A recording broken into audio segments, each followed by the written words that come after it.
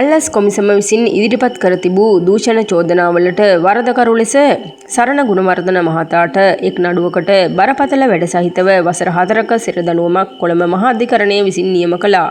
ඊට අමතරව රුපියල් ලක්ෂ 6ක දඩයක්ද නියම කර තිබෙනවා.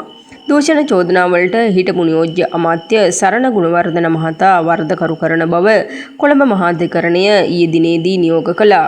සරණ ගුණවර්ධන මහතාට එරෙහිව අල්ලස් කොමිසම විසින් ගොනු කර තිබූ නඩුවල තීන්දුව ප්‍රකාශයට පත් කරමින් කොළඹ මහා අධිකරණ විනිසුරු මොහොමඩ් මිහායිල් මහතා විසින් මෙම නියෝගය ප්‍රකාශයට පත් කළා.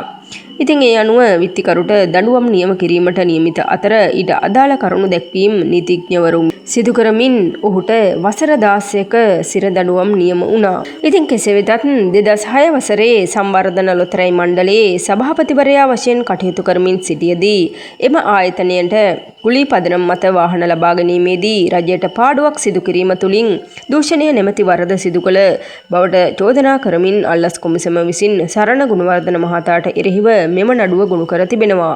කෙසේ වෙතත් මෙම නඩුව ගොනු කර තිබෙන්නේ 2026 වසරේ.